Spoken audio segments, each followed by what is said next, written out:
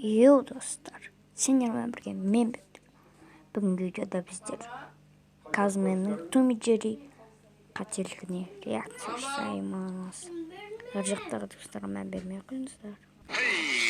Сәлем сіздерге, мен Казмен. Ана жолы сіздерден сұрадым, қандай видео көргілерім келіп тұр деп. 4000-нан астам адам дауыс беріпті. Соның ішінде 70%-ы Том и Джерри мультфильмінен қателік тапшы деді. Енді қалай қателік таппасқа достар? Ал, тостыңыздар, күттіңіздер. Енді қазір қателіктер тауып айтатын боламын. Егер саған Том и Джерри ұнайтын болса, лайк басып, арна жазылып, қоңырсаны басып кет. Ал олай болса, мен видеомды бастайын. Джерри Томнан тығылып диванның астына кіреді. Осы жерде жіпке қарасақ, артында ештеңе жоқ. Ал келесі кадрда ойыншық аюдың аяқтарын көреміз.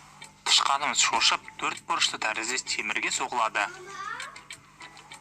Алыстан қарасақ бұрыштар жоқ. Және бұл жерде ол диванға жақын болған сияқты еді ғой. Алыстап кетіпті. Үстөлдің аяқтарын қандай екенін көріп тұрсыздар ма? Хоп, міне, ал енді салыстырыңыздар. Том тартқан жіп қайда? Ол мына жерде тұру керек емес пе? Міне сиқыршы. Оның артында химикалық құбылыстар өтіп жатыр. Үстіңгі кадр сиқыршының артында ештеңе. Және осы жерде шелек пе шабыра жоқ. Ал негізі болу керек. Нағыз сиқыршы екеніне көзім жетті. Джерри компьютер сыртын алып өзіне киіп алады. Енді осы жерде екі компьютер қалды. Хоп-хоп, жоқ. Міне сіздерге. Кітапта бірсе жазу бар, бірсе жоқ. Жарайды, мен оған көз жұмдым. Ал мына кітаптағы көк белгі жайлы айтпау мүмкін емес. Ол бірсе кітаптың үстінде тұрады, бірсе беттердің арасында тіпті екеу болып кетеді. Том кітапқа толы сөреге соғылады. Үстінде екі кітап қалыпты. Бірінші қызыл, екінші күргін. Көп уақыт өтудің керегі жоқ. Хопана, басқа түстер. Том суда отырғанда басында бір жапырақ, және жанында екеу. Кадр алыстады, болды, басында ағысқаны қалды, қалғаны жоғалды. Мышық өзінің көзілдірігін оң жағына қояды. Джерриді көріскенде жоқ болады. Егер сіздерге бұл жетпесе, міне осы жерде көрініп тұр. Көзілдірігіміз көрінбейді, бірақ бірнеше секундтан кейін орнында тұрады. Және стөлдің үстіндегі кілем бірсе бүгіліп тұр, бірсе бүгіліп тұрған жоқ. Джерри құтылды Томнан. Оның қасында су мен бір қағаз жатыр. Бірақ басқа ракурс, қағазымыз да жоқ, су да жоқ. Тәте Томды жоғарғы торға салып қояды, дұрыс па? Ал ендеше неге одан кейін Том жердегі торда болады? Аниматорлар не, ұмытып кетті ме? Мына жерде сіздер көріп тұрсыздар ма? Жоқ, менде. Бірақ Джерри құлаған кезде арқасымен қатты соғылмасын деп губка салып қойыпты. Себетте екі ақ орамал жатыр. Алыстан қарасақ болмапты екен. Көзімізге елесте кетті мәне. Ал достар, сіздерге бұл видео ұнады деген ойдамын. Том и Джерриға арналған бірнеше... Енді... Бүгін мен отандық мультфильмнің қателік тауып айтатын боламын. Ар жақтағы достарға мән бермей қойыңыздар. Бізде Қажы Мұқан. Видео бастамас бұрын айтарым достар. Менің видеомда 80% подпискасыз көреді екен. Бұл деген сұмдық қой. Қазақ ютубын қолдамайсыздар ма? Осы видеоға лайк басып, арнаға жазылып, қоңырсағына басамыз. Уайымдамаңыздар. Бұл істеріңіз үшін ютуберлік тиын да алмайды. Тек бұл видео басқа адамдарға шығатын болады. Ал мен түсініңіздер деп ойлаймын. Олай болса, видеоны бастайын. Мультхикаяның басында, мына кигіз үйдің сыртынан қарағанда, кілемдер қоңыр түсті. Ішіне кірсек, жасыл түсті. Қалай? Әлде бір жыласып басқа үйге кеттік пе? Таң атқанда, Мұқанның әжесі су апарып жатқанда, мына ортадағы кигіз үйге кіреді. Бірақ түнде, оның үйі оң жағынан болған тұғын. Ол жарайды. Ал мынау ше, кигіз үйдің есігі сыртқа ашылып тұр. Ішіне қарағанда, ішіне қарай ашылып тұр. Қай жерден қарасан сол жаққа ашыла ма не? Так, мына жерде бірдеме өзгерген сияқты. Кәне салыстырып көрейікші. Енді міне. Так, мына жерде бірдеме өзгерген сияқты. Кәне салыстырып көрейікші. Басында. Енді міне. Мына жоғалып кетті ғой. Білмеймін қалай аталатын. Білетіндер болса комментарийға жазып кетіңіздер. Жылан балапанды жейін деп тұрғанда, оның асты шөпке толы. Мұқаң келген кезде шөптеріміз қайда? Жаңа ғана болды емес пе? Тауықтың 5 балапаны болады. Мынау шетіндегісі жыланға ұрынатыны. Кейін қарасақ 6 балапан. Біреуді қайдан қосып алдыңдар? Балапандардың қастарында қауырсыны жатқан сияқты еді. Енді міне болмағандай. Қыстың кезінде ауылға шөп бара жатқан кезде, мына арбадағы шөп өзімен өзі қайта-қайта түсін өзгерте береді. Не деген ғажап? Қардың десем жүр. Бұрын кездері шынымен шөптер түсін ауыстырды ма екен? Және мына шөпті ұстап тұрған бәле қайдан келді? Бүкіл уақыт бойы ол мұнда болмады ғой. Онымен қоса Мұқаның қолғабы да бірсе қолында киіліп тұрады, бірсе болмайды, бірсе қайттан киіліп тұрады.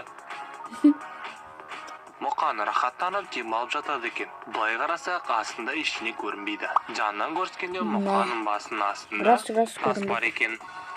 Егер мүмкін мына кадрда Мұқаның астында жатқан болар дейтіндер болса, жоқ, ол тұрғанда астында тас болмайды. Қайттан оған чешуде. Қаланы бізге көрсетіп жатқанда, мына адамдарға назар аударайықшы. Неге артқа жазып жатыр олар? Телепорт?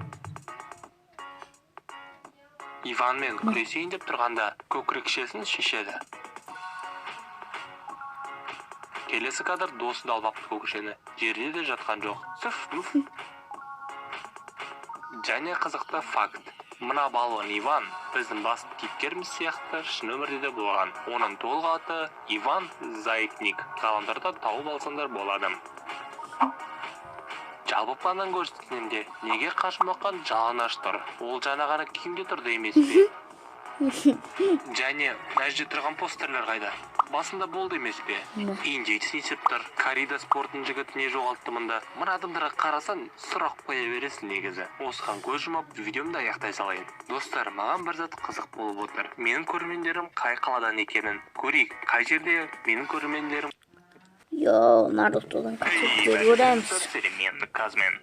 Бүгін мен сіздерге Наруто анимесінен қателіктер тауып айтатын боламын. Наруто анимесі сіздерге ұнаса, лайк басып, арна жазылып, қонушаны бастатты ба қателіктер тауып айтатын боламын. Ал олай болса, мен енді бастай берейін.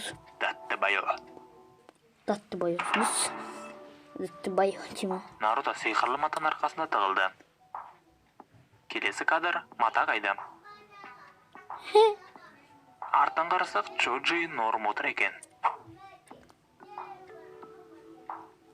Алдынан көріскенде қолын шығарып тұр. Наруто өзі ояған красканы сүртіп жатыр екен. Шелегіне қарасам дым жумаған, тап-таза су. Жай өтірік тряпкамен сипап жатыр ма? Ракурс дым өзгермеді. Артындағы жазу қайда? Тап-тамаша тұрды ғой. Тұз бұрыш Нарутоның алдында. Техника перемещение сол жағымызда.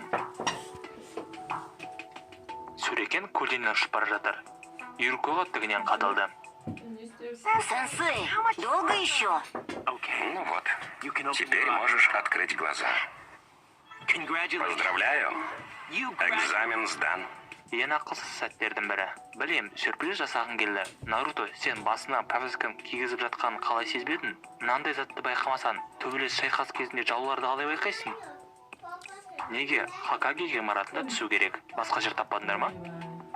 Қолына не болды, сенсей? Жарайды, қазір жөнделетін шығар. Жоқ, жөнделмеді. Достопочтенный внук! Байалатындар түсінбей қалдым. Мынаны тамашалаңыздар. Бүкіл нелер сүйте алса ғой шіркін. Сасукенің оң жағында қыздар болды. Енді байқамаймыз. Жоқ тұр екен. Саскенің көлеңкесі бар. Енді қайда? Күн бір жаққа қашып кетті ма? Тамақты ордықтың үстінде көрмейміз. Сосын көреміз. Мен деген ниндзялық фокустар. 7-ші топ пен Какашидің арақашықтары әр кадр сайын ауыса береді. Какашидің көлеңкесін көріп тұр. Жарайды. Ал мына заборчиктікі қайда? Әлдеме бірдеме білмеймін бе. Сасуке 4 кунай мен 2 сүрекен лақтырды. Ағашқа 3 кунай мен 7 сүрекен қадалды. Қалай? Кішкентай өзендегі балықтар сынып қалған секілді. Ой, қайтадан. Забуза қылышын көлденен ұстап тұр. Забузаның көштікені тігінен ұстап тұр. Үйдеген қылышы болсанда, басы көлденен, ұстайтын жері тігінен. Какашы жағада тұр деп ойласам, олай емес екен. Жағадан 10 метр жылжып кетті.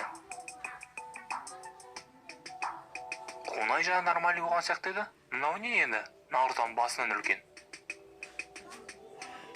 Осымен бітпеді. Нұрекенің қолына алдынан қарасақ все норм. Үстінен қарасақ саусағы не болды?